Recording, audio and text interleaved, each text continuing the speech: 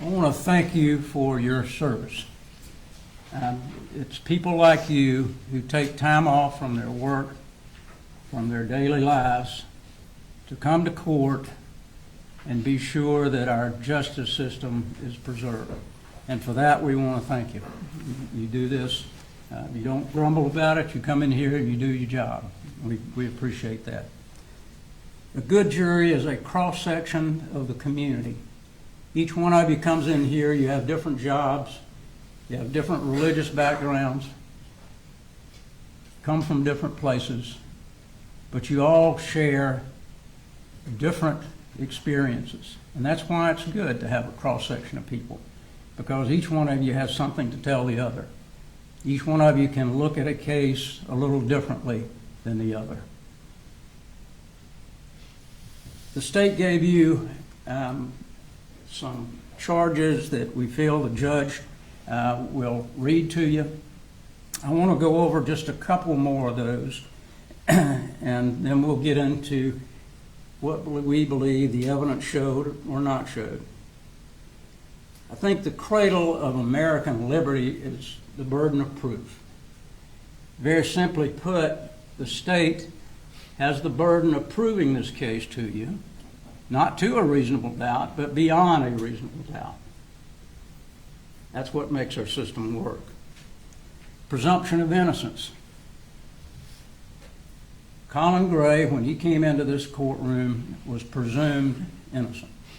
That presumption of innocence stays with a person until it's overcome by competent legal evidence.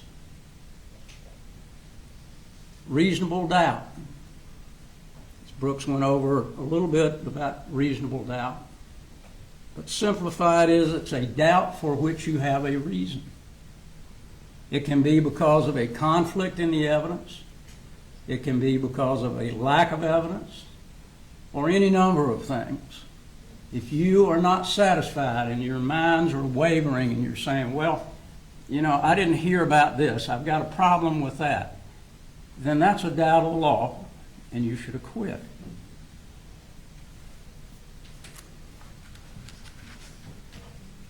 Court's also going to tell you about grave suspicion. Grave suspicion, it merely puts upon a defendant a grave suspicion of a crime charged, or merely raises a speculation or a conjecture of the defendant's guilt, is not sufficient to authorize a conviction. Speculation and conjecture is something that we have heard in this case. A lot of speculation. Why didn't you do this? Why didn't you do that? A lot of conjecture. It's important to keep that in mind. I want to go over just a minute with you the indictment. I'm going to try to simplify it as much as I can. I know Ms. Brooks went over it initially. But in counts 1 and 2 of the indictment, to simplify it, you're going to have to find cruelty before you can even get to the murder in the second degree. You're going to have to do that for counts 1, 2, 3, 4, and basically 5 and 6. You're going to have to find an underlying charge before you ever get to the main charge. There's a lot of terms here, a lot of things that the court's going to tell you. You're going to hear criminal negligence, you're going to hear proximate cause. All of these are important for you to understand when you're plugging in what the state has said in their indictment. And this is what they say.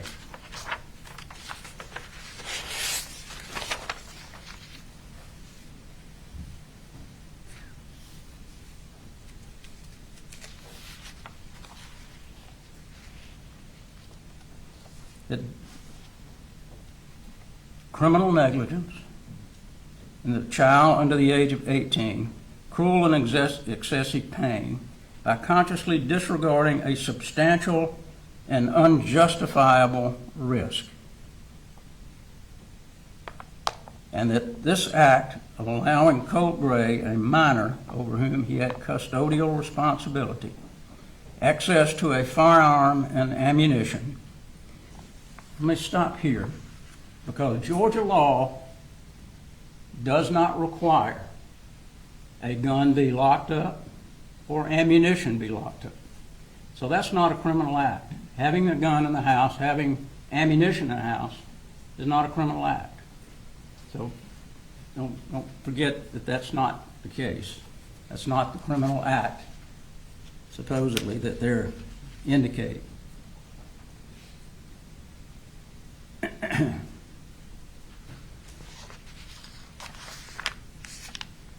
And in the indictment, they indicate that Colin Gray knew that this would happen. Now, that's real important, because that really is the key to this case. Is what did he know? Did he know that Colt would do this? What evidence do they have that points to he would do it? That's what they've alleged in their indictment. And if you'll remember, the district attorney in his opening statement told you he knew it. He said he knew that this was going to happen. How did he know it? Got a child with some issues, but how did he know it? Was there anything that showed that he knew it? That there's a gross deviation. What's gross deviation?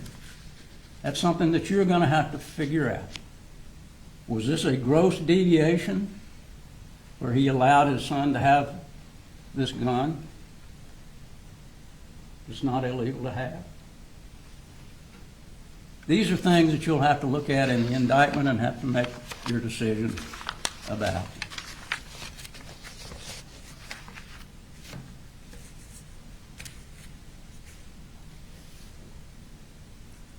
What a horrible thing for these children to have to go through. Something that no child should have to endure. The loss of a child by a parent is difficult. The loss of a husband or a wife in a situation like that is horrible. And we're not saying it's not. First part of this case, they went through all of the horror that these children went through. But that's not really what this case is about. It's not that you decide this case on emotion. You have to decide this case on facts and the law. It's the only two things. You know, when you took your oath to be a juror, an oath is a promise. And you promised us in that oath that you took that you weren't going to be biased, that you were going to look at the facts and circumstances and render a fair verdict based on the law and the facts. I know that's hard in a case like this. You've got a lot of pressure.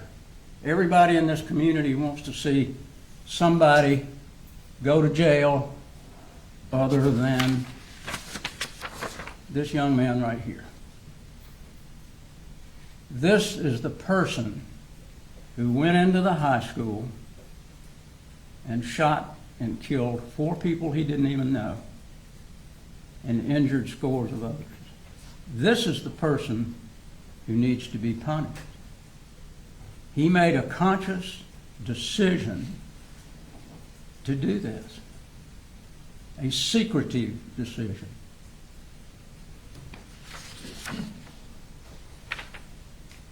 This is the person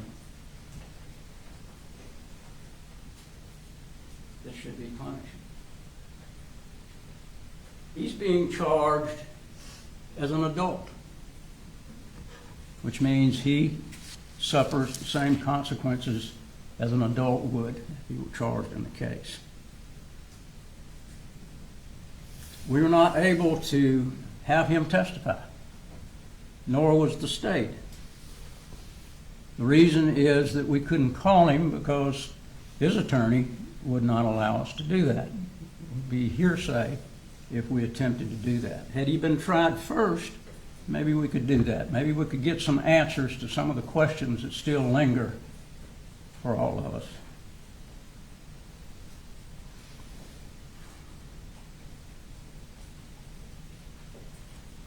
Who is Colt Gray? We found out that he was a smart kid, obviously. He was able at 11 years old to get behind a firewall at school and do searches. I wouldn't be able to get behind a firewall at my age and do any searches. So at 11 years old, that's pretty good. So we know he was a smart kid. We know that he kept dark secrets. How do we know that? Because he was on that computer. He was on the computer with the dark web. We know that because Jenny told us he had a number of different accounts. He was always changing his password. And this is where he got information about these individuals that you see on this board. Nicholas Cruz, among others. He was secretive in that he didn't tell everybody what he was doing. He certainly didn't tell his dad. You're not going to find one email or one witness that tells you Colt told his dad he was going to do a shooting. Look at all of the evidence that you have over here and over here. You got 60,000 pages of text messages. 60,000. Not one of those text messages informs him of anything that he's going to do to harm anybody.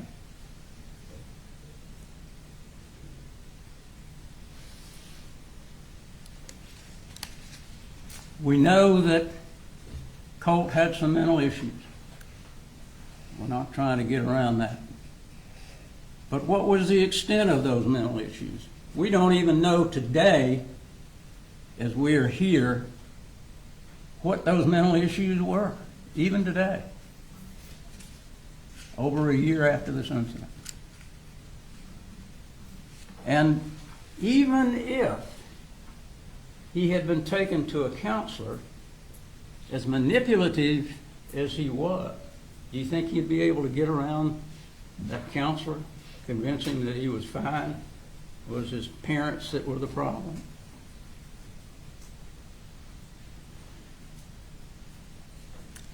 They thought he suffered from anxiety and depression. Had these volatile temper tantrums.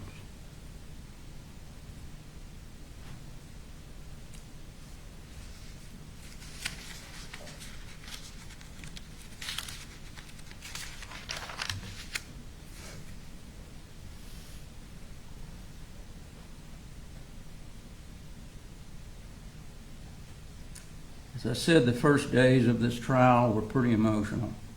An awful lot of evidence that you have to look at. But certainly we want you to look at it all. They're going to have to show that this was an anticipated and a reasonably foreseen incident on the part of Colin Gray. Well, who would be able to foresee that a 14-year-old is going to take a rifle, I don't know where it is, as big as it is, as heavy as it is, and stick it in a book bag, get on a bus, come to school, walk down the hall, go to class, put it down on the floor,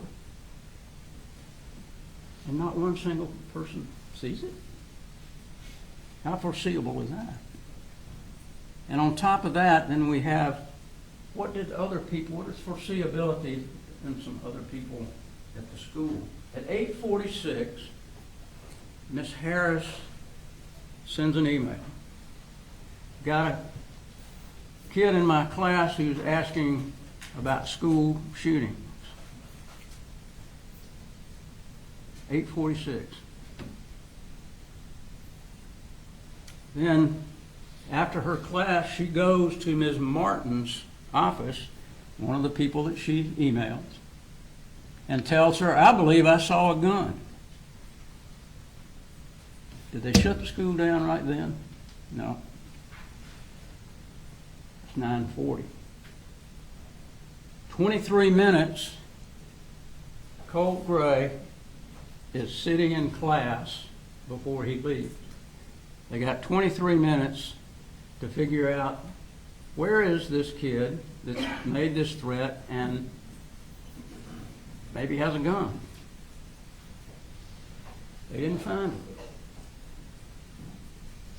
They don't take anybody that knows what he looks like. They didn't ask, what does this kid look like? They don't get a description of him. They go pull another Colin Gray out of the bathroom. Doesn't look anything like Colt Gray. Apparently, nothing was ever said about there being two Colt Grays in the same class.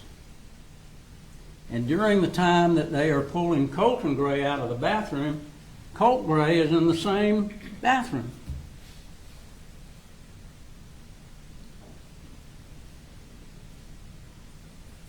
Foreseeability. People miss things. School officials miss things. It's not unusual sometimes that people miss things.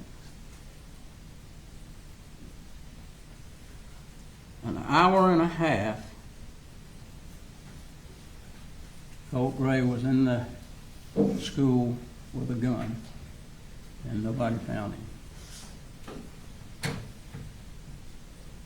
A gun that takes 7.5 pounds to pull the trigger. The ammunition was hunting ammunition. It's an AR style, not a machine gun. You don't hold the trigger down and it keeps firing. It's semi-automatic, like a 9mm or many other rifles that people purchase.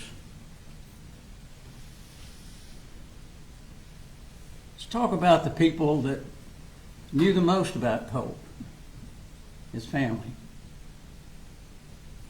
Debbie, his grandmother, told you that he was her favorite, his firstborn son. Told you that he was very manipulative. I think you saw that on the text. If he didn't get what he wanted, he would pitch a fit. Not like some other children. Don't get what they want, they pitch a fit. She told you about the comings and goings of Colt, Colin, and Marcy, and the other children, when they were there, and Fitzgerald, and when they weren't. She told you about an instant when Colt and his mother got into it. Mother slapped him. He broke a pane out of the glass door, slamming the door. And she called DFAX. DFAX intervened. This, they want to tell you, is a red flag, where Colt was slapped by his mother and he slammed the door too hard. There was an allegation that he was stabbing the couch. What Debbie told you, that Marcy lied, and she didn't know whether he did that or not. And of course, Colt denied to his dad that he did that. Told us about the She didn't know, but we heard later while he was there in Fitzgerald, he'd cut his arm. Was that the last time he cut his arm? This is interesting. The state brought a picture up and showed it to Colin Gray. You're not going to see that picture. We don't believe that that's his arm. Take a look at the picture over there of him. There's no cuts on his arm. Let me tell you, if those cuts had been on his arm, the police officers, when they arrested him, they would have taken pictures of that. They took the other pictures of the upper arm several years ago when he cut himself. Why is that picture not in? Because they can't prove that it was his arm. Nobody else saw it. Debbie didn't see it. Marcy didn't see it. Jenny didn't see it. Coley didn't see it. Colin didn't see it. So where in the heck did that come from? Doesn't make any sense. She told us that she bought Colt a phone when he went back with his dad so that they could stay in communication. And that she talked to him a lot. That she came to Barrow County and to Jefferson County to see him almost every month. She purchased for Colt ammunition and clips. Why would she do that? Because she was glad that he had something that he enjoyed doing. Going hunting with his dad. Bonding with his dad. She was not displeased with him purchasing this gun back in December. Otherwise, she would not be purchasing all these items for him. And it's interesting, during the time that Colin and Colt were together in Jefferson and here, we didn't hear one thing about any altercations between Colin or Colt. One of the big things that they want to talk about is this May 23rd, when Jefferson County sent a sheriff's deputy out to the home. You got to view that video. When they came to the home, Colin, come on up on the porch. I'll get him out here. You talk to him. You didn't try to hide anything from him. Come out and talk to him. They talked to Colt. Talked to Colin. And Colin tells them, if there's anything to this, all the guns in the house are gone. At that time, Colt's gun had not been purchased. It didn't get purchased for about 7 or 8 months later. But the thing is, they want to say that that is a red flag that Colin should have known by them coming out there. But what did they say? You know what? We don't believe that your son did this. The follow-up phone call was the next day. And they told Colin, we don't believe your son did this. This came through some California website. It was in Russian. We don't know what this is. Never was there a follow-up. Never. Has there been one police officer or official that has ever told Colin Gray, your son is a threat and you need to throw the guns away? No. You didn't hear that, and you won't hear that because there wasn't any.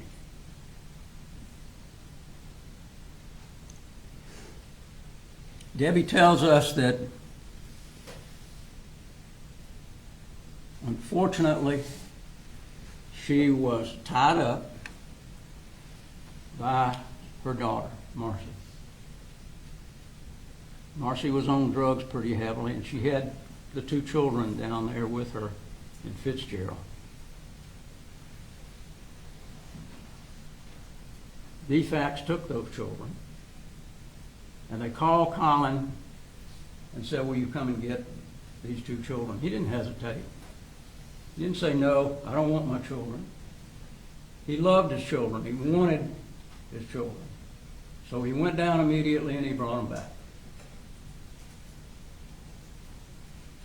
And because of that, Marcy was pretty upset. She'd lost the 2 children. So what did she do? She wanted to borrow her mother's car. She said, I'm going to kill Colin and Colt.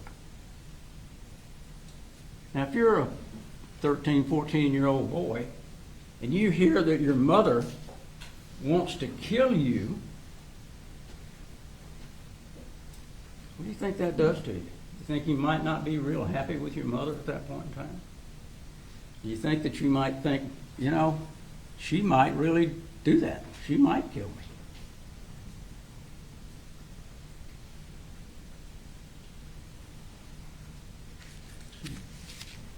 Debbie indicated that she helped Colin from time to time. She indicated that, and of course I'm sure the state's going to talk about the 8th grade, what happened in the 8th grade. But the beginning of the 8th grade, Colt was in Fitzgerald. He was not registered. They attempted to get him in a virtual school. Didn't work out. Then he went back with his dad. As he testified to you, he asked his sister to help, asked Debbie to help, try to get Colt into a program, and actually believed that Colt was. Because you'll find some of these emails or texts where he's texting and saying, how's school going? You know, what are you doing class-wise today? And Colt is not telling him the truth.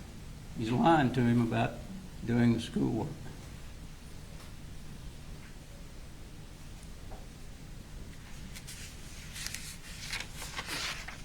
Debbie says that she got a call from Colt to come and get Marcy, because after Marcy got out of rehab, it was decided in the family, let's bring her back and see how that'll work out. She was there about a month. But during that month, she caused all kind of havoc. Debbie told us that she had to come up and retrieve Marcy because of an altercation between she and Colt.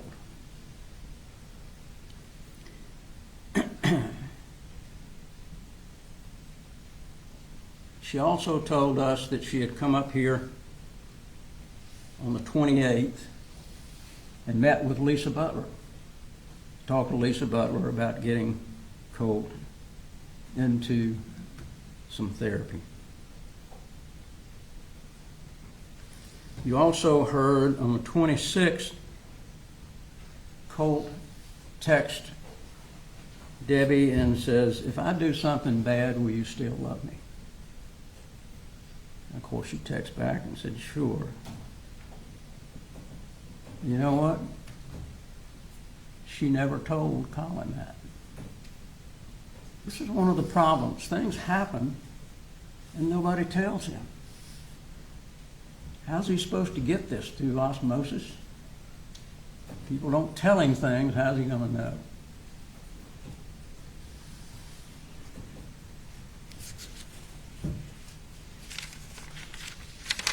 Debbie says that while she's up here getting Marcy decides to put Colt on Zoloft.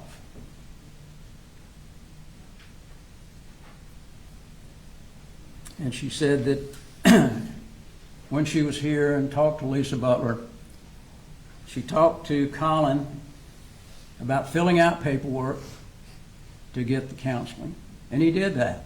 And the state kind of poo-pooed on that, and they said, well, it took you 24 hours to fill out that paperwork on one page. It's not that he didn't do it. You're going to condemn him for waiting a day? This is kind of the way this thing has gone. They want you to connect dots from the second grade for a 7-year time period and say, well, you should have known that he was going to commit a murder because he wrote some graffiti on the wall in the second grade, or because he went behind a firewall in the third grade or sixth grade. They want you to connect those dots for a 7-year time period. What happened to the other 364 days of the year? What happened to all of the other time period? They want to pick out these different things over a 7-year time period and say, you put them all together and this is what you got. But as a parent, you don't do that.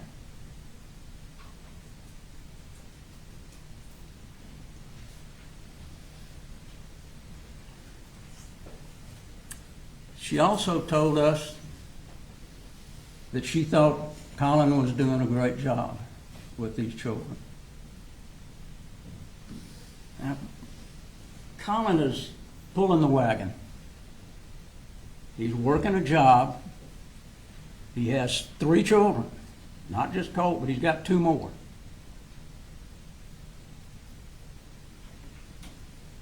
Colt's not easy, but he's having to feed and clothe, pay rent,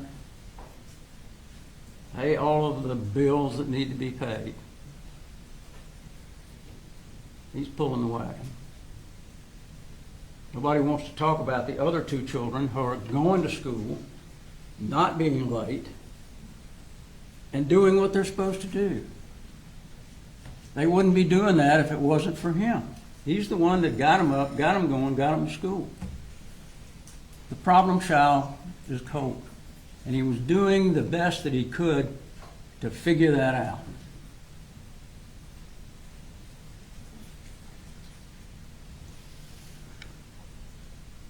It's interesting, too, that Debbie never told Colt, you need to put these guns up. She never told him that.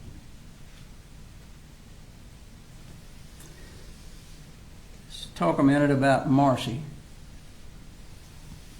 You've got an opportunity to hear her as she described herself. She's a good mother. I think we'd have to beg to differ on that.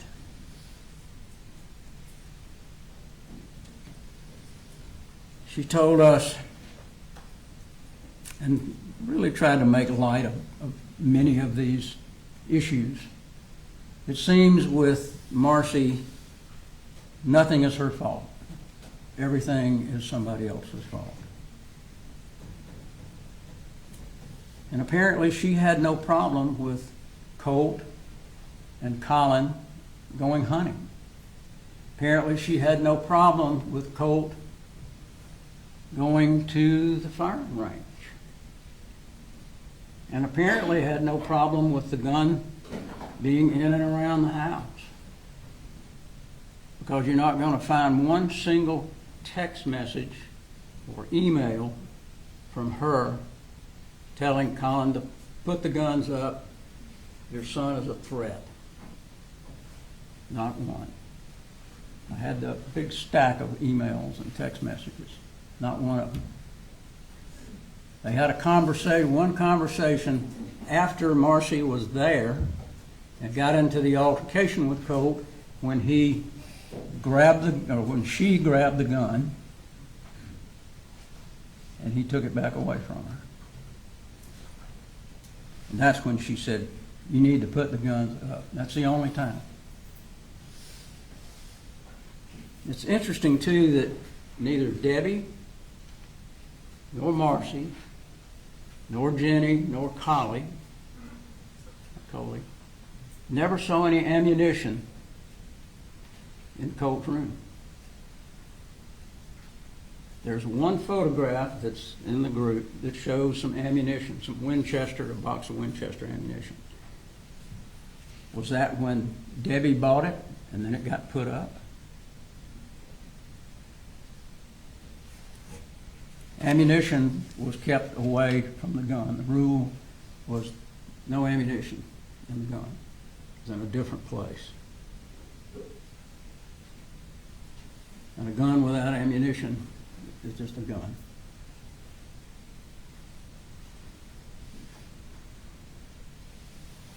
Marcy told us,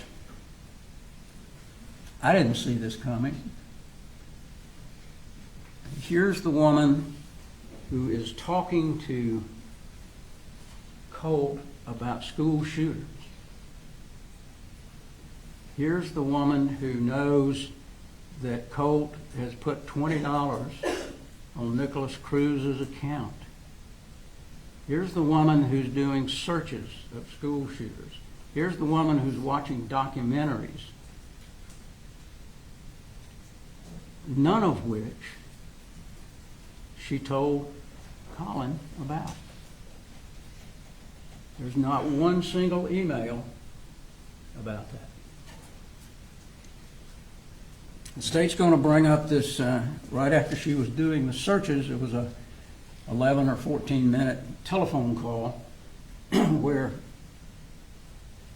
the state's going to say it's interesting that right after she does these searches that they're talking on the phone. Neither Marcy nor Colin say that they were talking about the school shooting or looking up what happens to parents in school shooting.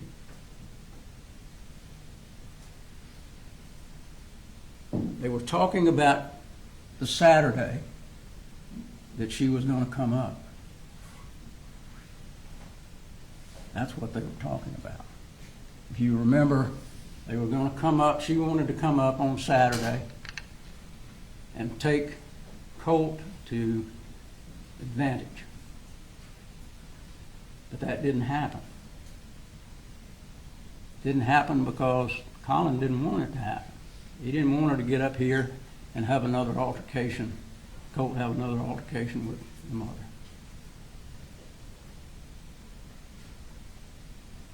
Plus, it's a 4.5 hour drive down there. And a 4.5 hour drive back. That's 9 hours. So what did she expect? He's going to drive there, leave at 6 in the morning, and then drive another 16 hours total, there, back, and still have time to take Colt to Advantage. It doesn't make any sense. That was not going to be the plan.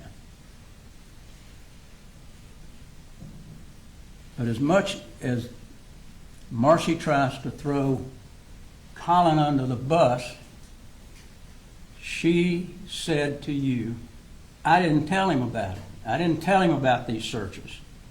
I didn't tell him about Colt's obsession with shooters. I didn't tell him about the money that Colt got from his dad that he lied about. Matter of fact, she laughed about it. And she says, I didn't see it coming.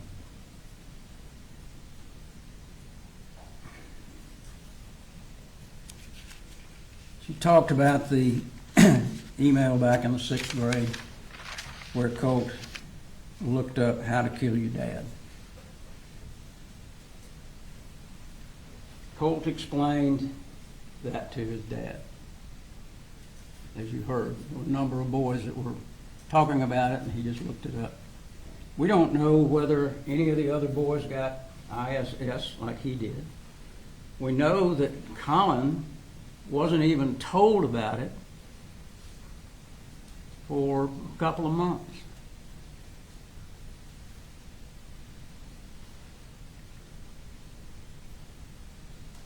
We don't know whether there were any counselors that talked with him at that point. We don't have that information.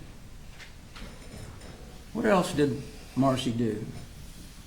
Well, she keyed writing something nasty on Colin's truck, causing him to lose his job. Hard to get another job in the business that he's in. But he was able to get a good job, and he was making good money.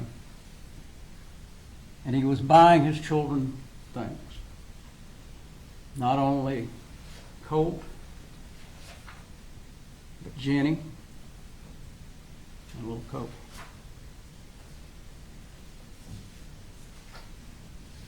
Just like most parents would do.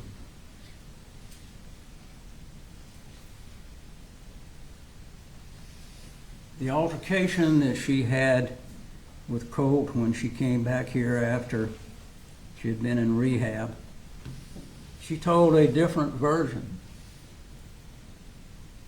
than what Colt told his dad. And it's interesting that Jenny also said it was Mother who went and got the gun. So who would Colin believe? Jenny and Colt, or Marcy, who lies all the time? Marcy's the one that dyed Colt's hair blonde shortly before this incident.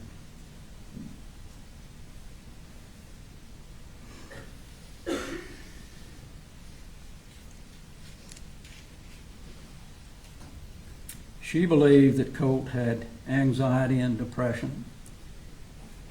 And she told you that she had talked to her psychiatrist about the Zoloft. Why did she not talk to her psychiatrist about Colt? Why did she not say, he's having some anger issues, he's having anxiety, what do you think we ought to do? She never did that.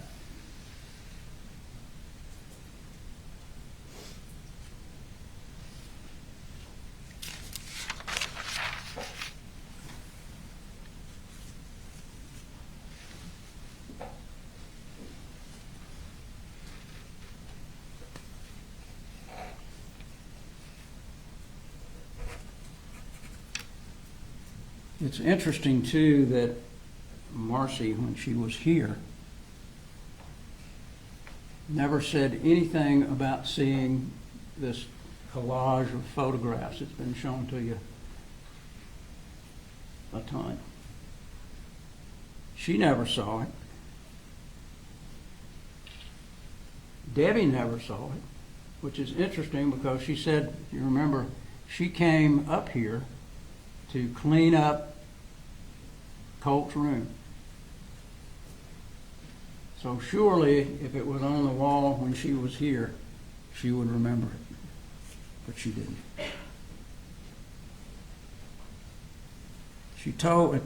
Marcy told us that everybody was on board with getting Colt therapy. She told you that Colt had said he wanted to kill his dad another time. But she also told you, I never told Colin about that. So how's he going to know if somebody doesn't tell him?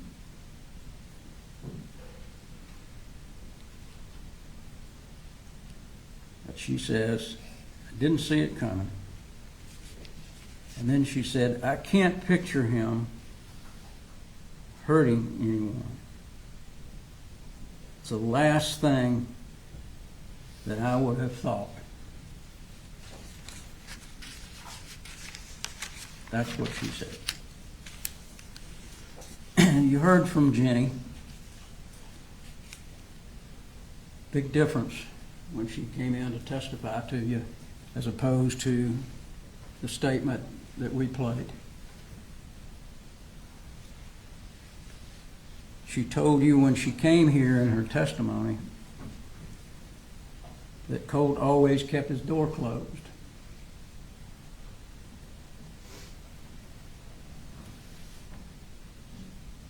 She also said that her dad asked to cover for him.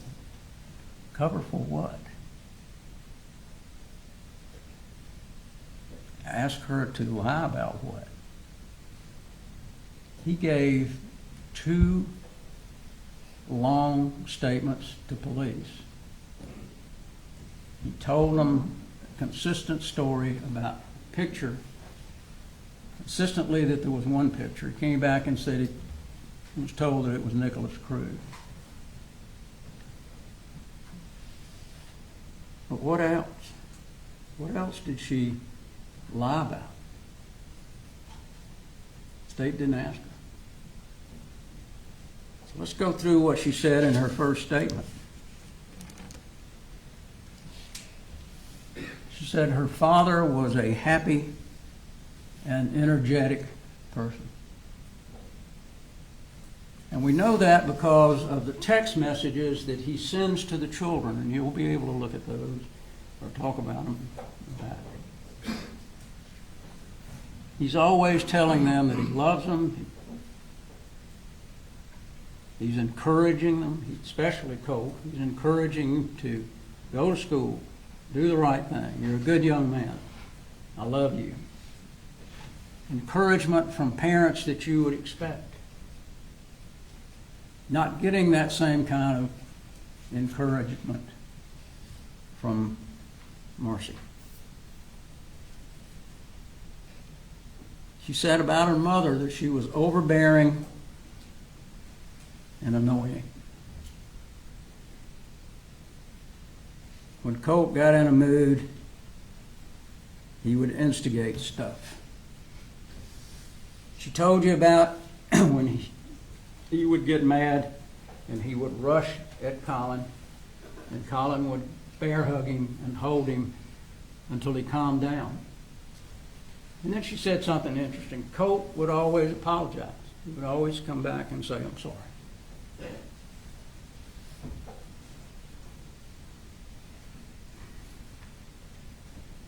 She said that her dad was close to getting him in therapy. And she told you about the burner accounts that Colt had. That he had numbers of accounts, and his dad did not know. She said specifically, Dad doesn't know anything about it. She said that Colt had talked with her about school shootings, but Dad didn't know. She never told Dad.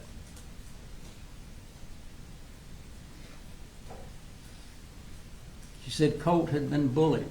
I think she felt like that probably was a reason that he had these anger issues.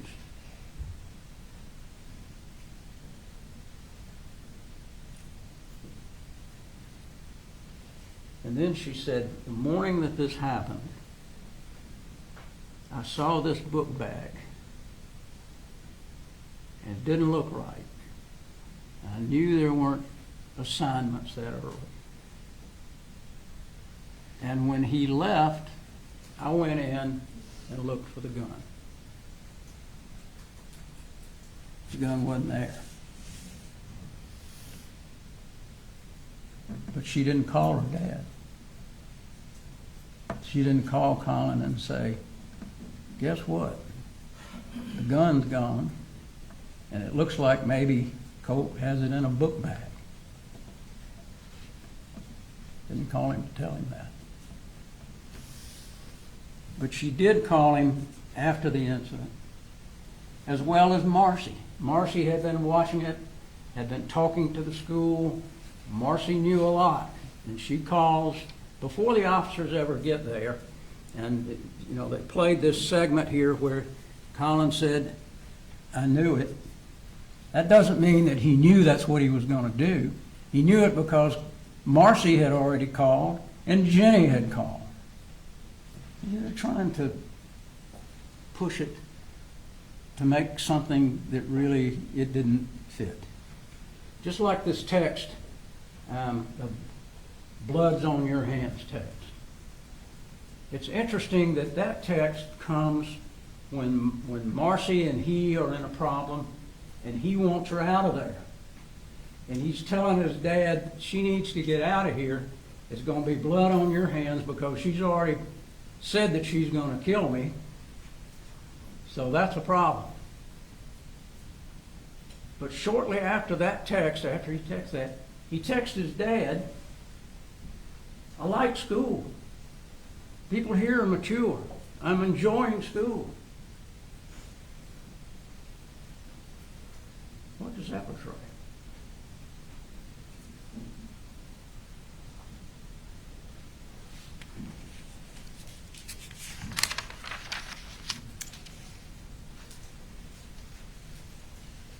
I want to talk just a minute about Lisa Butler, too.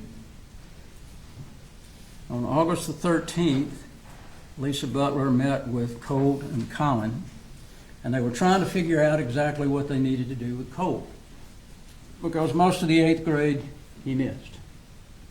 So she's trying to figure out, okay, do I put him in 8th grade classes? Do I put him in 9th grade classes? Colin wants him to be in the 8th grade with Jenny. So they decide this is when your start date's going to be. So when they made that chart saying, oh, he didn't go to school here, he didn't go to school here, he didn't go to school here, it was not the starting date. He wasn't supposed to go to school during those times because the starting date was started later. And that's what Lisa Butler told us. She saw him again on the 26th when he came to her office with anxiety. She talked to Colin on the phone. She tried to call him, but it was the wrong number. Colt got him on the phone. His dad got him calmed down. But Colt told her about his mother, what his mother had done to the grandmother, and several other things about the mother being on meth. And so Lisa Butler had some idea at that point about what was going on with Colt.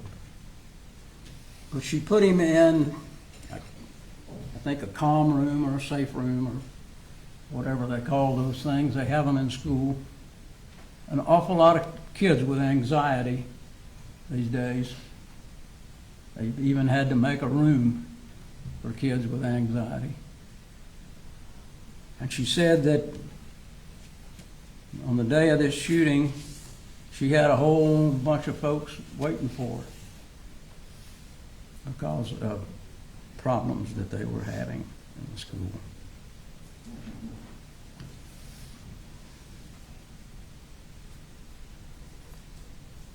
She said that she got a telephone call that morning from Marcy, explaining that she thought, because of a text message that she got, that Colt was going to be doing something at the school. They talked for about 8.5 minutes, close to 9 minutes, shortly before this started. She also told us that she had Colin fill out paperwork for Jade Baker to start therapy. You saw the letter that Jade Baker sent saying, I will meet with Colt the first part of next week. I think Colin believed that it was going to be on the 5th, which would have been a day later.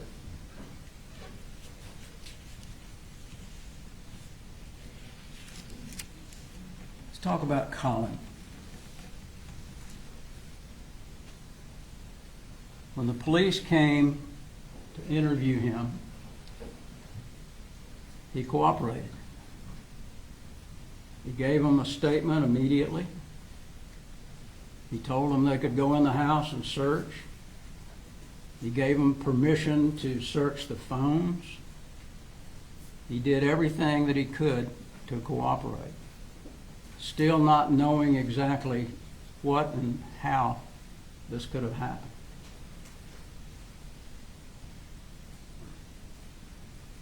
He didn't have to do that, but he did. And then he gave in another statement the very next day. Didn't try to get a lawyer to go with him. Went by himself. Gave background history, told them whatever they wanted to know.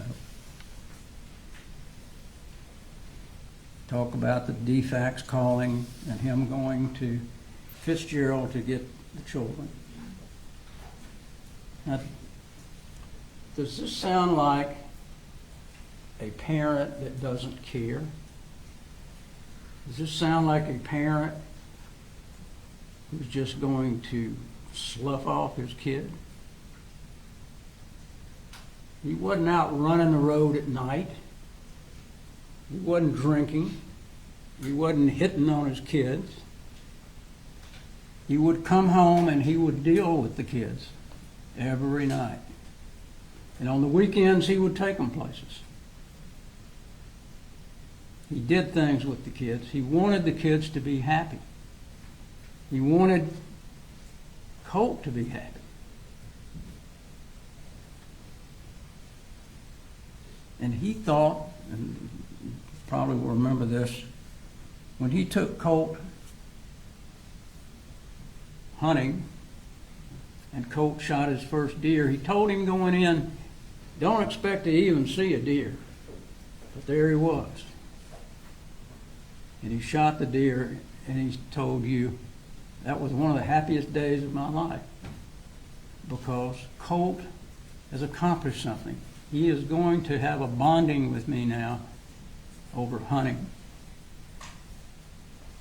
going to the target range.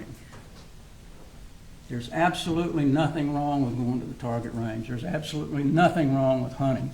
You don't have to put a gun in his name. As you remember, what Colin said was, I bought the gun at Christmas, but I told him, when you get to be of age, I'm going to give it to you. This is just for you to use. It's not yours until you come of age.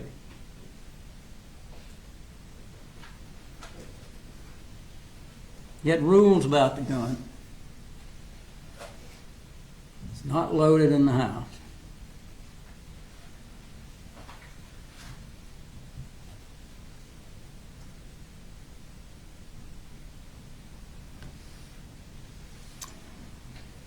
That if any of these rules are broken, the guns are out of here.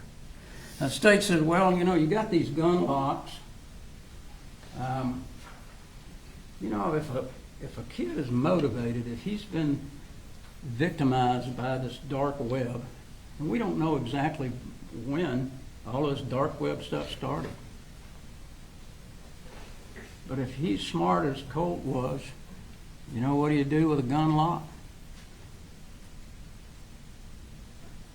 Take a big old pair of wire cutters, cut that thing off.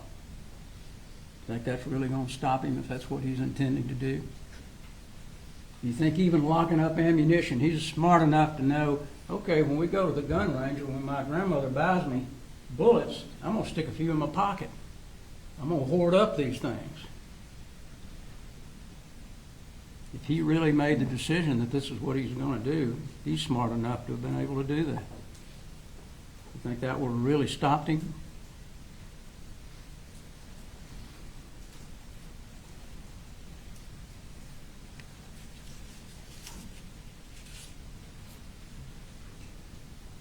Colin told you he never had a reason to believe that Colt would harm anybody with this gun. He had never told him anything about harming anybody with a gun. He had never threatened with a gun. It was a trust thing. It was a trust between he and Colin, because they needed that. They needed that trust, because he wanted, the best way he knew how, try to help his son fit in, do something that he enjoyed, feel good about something.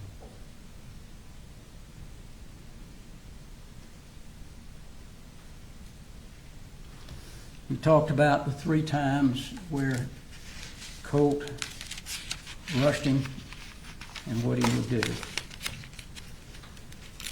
Bear hug him until he calmed down.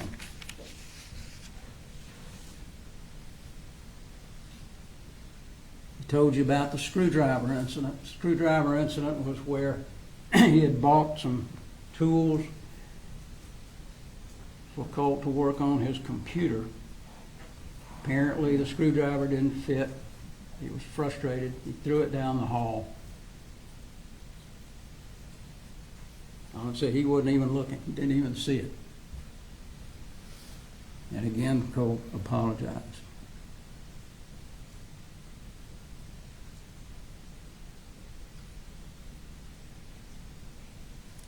The state's going to pick out, I'm sure, some messages that don't look great, but you got to look behind what these messages are. Look at the whole colloquy that they are having. And you'll see other messages. Did you make it to school today? I'm proud of you. I love you. You're a good young man. And all the while dealing with 2 other children. He's trying to pull that wagon the best he can.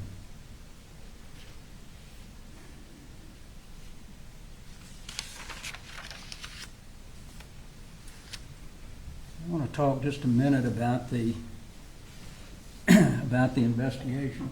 See how I'm doing time-wise. How much time I got left here? So 2:47 is your cutoff. I'm working on it. The investigation in this case, the one thing that jumps out is you'll see the picture of the computer that's on the floor, and there's a drill there. Now, did anyone tell you what happened to this computer? Were they able to get the chip out of it? Were they able to look into this computer and find out when he was talking on the dark web, who he was talking to, what information they had, how long had he been talking on the dark web? We don't have any of that information. We don't even know whether there was any damage to that computer. We got 60,000 pages of other stuff, but we don't know what all was on Colt's computer. Another thing we don't know, we saw on the video at 8:03, he's texting somebody. It certainly wasn't Colin, it wasn't Marcy, it wasn't Debbie, it wasn't Jenny. So who was it? Was it somebody on the dark web? Was it somebody telling him, hey, watch the news, I'm getting ready to do something? We don't know.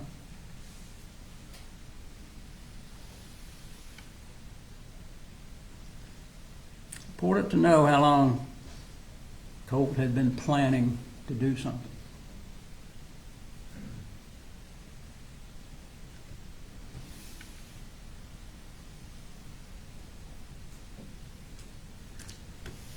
Another thing that was interesting, you'll see back there, I think it's number 46 maybe, there's a trash can. And in that trash can are the boxes for this ammunition. Where was this trash can? Was a trash can in Colin's room? Was a trash can in the kitchen? Was a trash can in Colt's room? Wouldn't it make sense that he would be loading that gun that morning and throwing it in the trash, because that's what's on top of the trash, you can see it. But we don't know where he loaded the gun. We saw one shell apparently that fell out when he was loading that landed in a mask. You know what room that was in?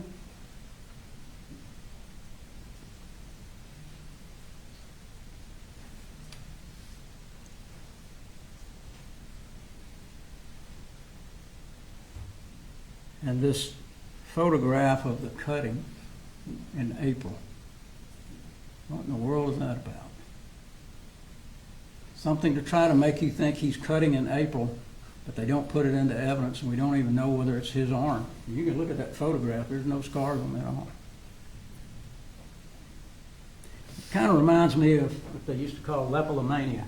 And that's where a magician says, watch this hand so you won't see what he's doing with this one. They want to bring up everything in the world that they can, all of this stuff over a 7-year time period, and you're supposed to lump it all together and say, oh my God, he should have known that he was a homicidal maniac. Where's the evidence of that? There's not any.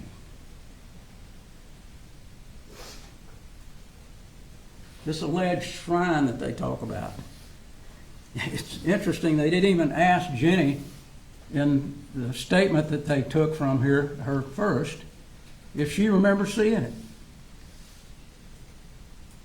Charlie, who came with Debbie, Charlie is Debbie's husband, and Debbie came to pick Marcy up a few days or a week or so before this happened. They didn't see it. Little Coley apparently didn't see it. If anybody saw it, I'm sure they would have brought him in.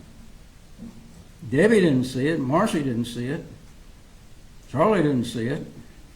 So why is it so unbelievable that Colin didn't see it? You're going to have some pictures back there. Some of them are from the past. Look at them closely to see whether they match up with what was on the wall when they went over after the shooting at the high school.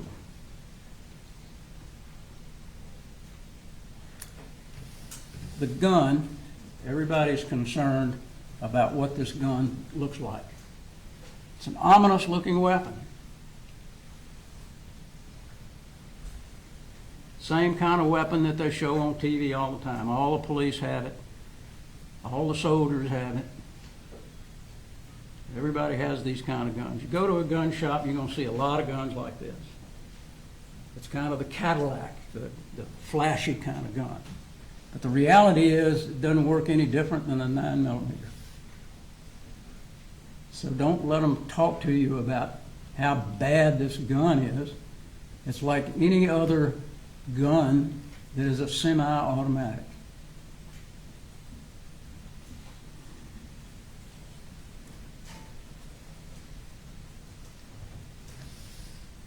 As I mentioned before, there's only one picture of bullets. Nobody, not Marcy, not Debbie, not Jenny, nobody has said they ever saw ammunition in Colt's room.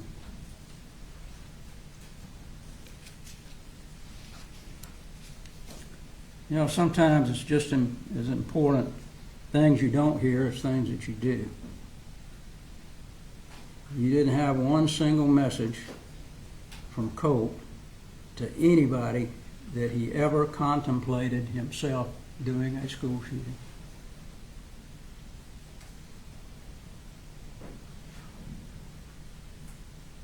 Nobody testified that they heard him say that.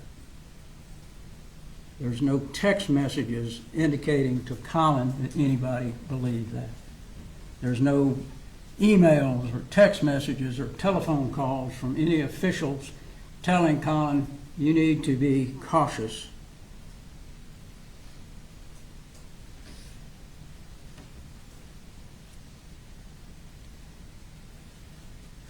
Your son is a credible threat to people. Nobody ever said that.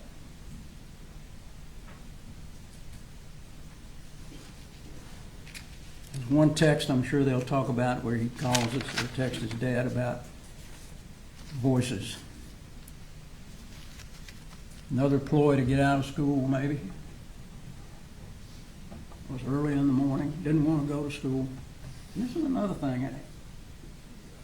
When they talk about what's foreseeable, what can you foresee? What can you tell? The state's got to show you that he knew that Colt would, not could or not possible, but that he would. That's in their indictment. They have to prove what's in that indictment.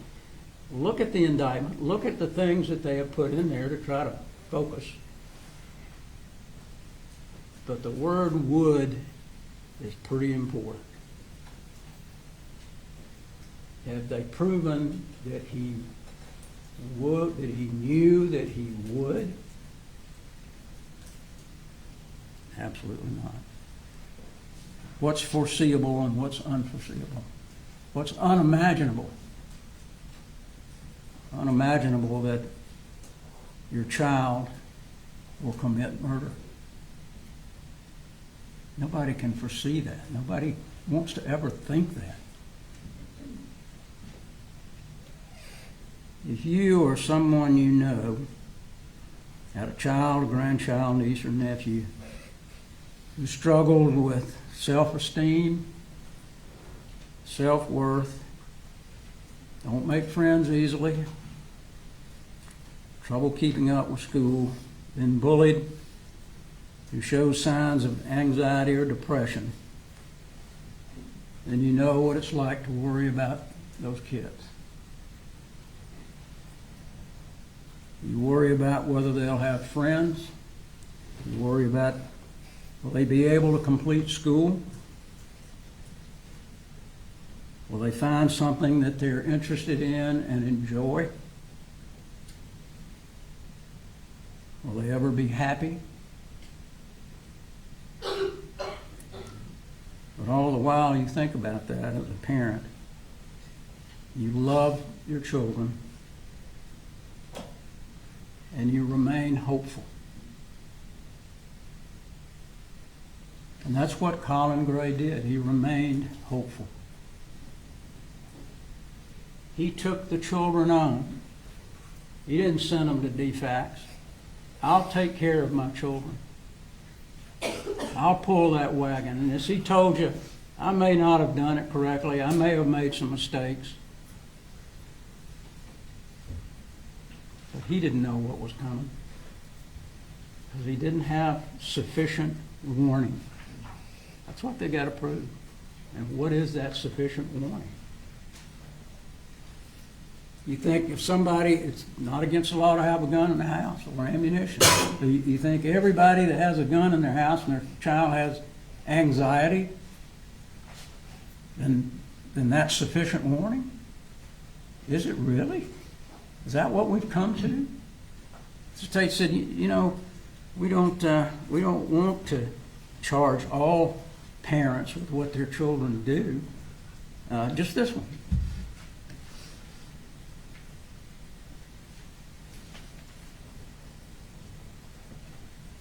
What the state said, their little colloquy about someone taking the car, and getting in a wreck, they're not going to charge them.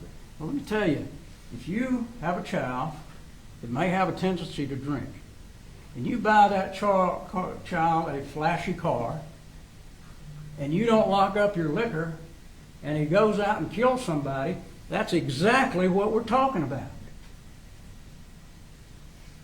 Do you want this to be the way the law is? This is the first case in Georgia like this. Do you want to make a law? You want to make the law that way?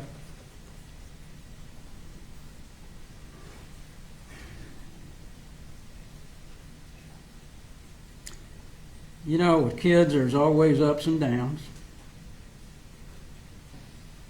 You always hope to manage their downs. And Colt had some downs, but Colin managed them. He took him to play golf, he took him to do other things, fish, and he took him to hunt, and he took him to target practice. And he never in a million years thought that this son that he loved was going to turn out to be the monster that killed these people. As he told you on the stand when the state was questioning, I never saw that evil before. You saw his reaction when he had to watch that movie. That's the typical reaction of a father who cares and did what he could. It wasn't that he wasn't going to get him therapy. It wasn't that he The state's going to say, well, you know, he could have done it the day before. He could have done it a week before. They had a plan. And his plan was Lisa Butler, through Jade Baker, is going to talk to Colt, and they're going to suggest to me what we need to do. I've looked at some other places as fallback places. I've emailed people. We're going to let them tell us, what does he need to do? And then I'm going to follow through with it. That was the plan. And that was going to happen. But this happened before.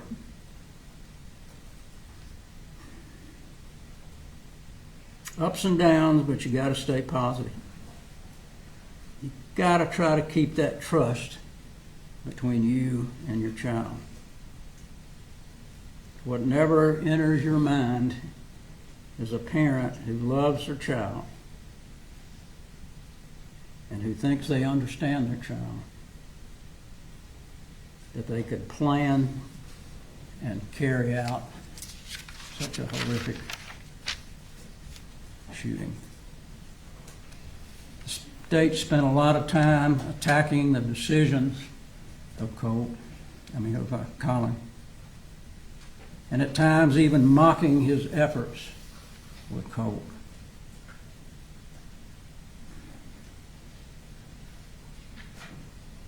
Colin was always hopeful in trying to redirect Colt to do things that would help him.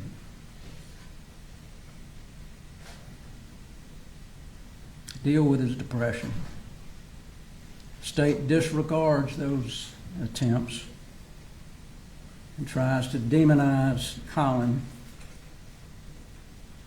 but it's fundamental, natural, innate in parents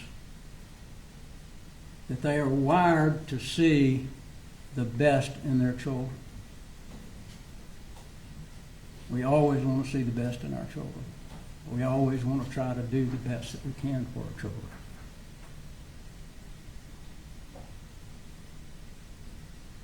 He bought Colt a lot of things, thinking that that would make him happy, and it would for a period of time. But you know, there's a lot of days in the last 7 years where nothing but ordinary took place. 7 years is a long time. A lot of days went by where Colt was fine. Don't follow the DAs down this slippery slope of attempting to hold parents criminally responsible for what their children do. Our Constitution is based on we the people. We the people that sit here and we the people that sit over there. And we the people demand that the state prove the case beyond a reasonable doubt. Of the three forms of government, the executive, judicial, and legislating, the judicial is the only one where we the people get to directly make a decision about our fellow human beings. You get to decide. The state doesn't get to decide. We don't get to decide. The state gives you facts. We give you facts. The judge gives you the law. And you make the decision. The state would like for you to think that the system works when you find somebody guilty. But let me tell you, the system works also when you can say to the state, wait a minute, you know, there's some things missing here. I don't understand how this could be. There's conflicts in the evidence. It doesn't fit the law. What's unjustifiable? What's a gross deviation? Gross deviation from normal.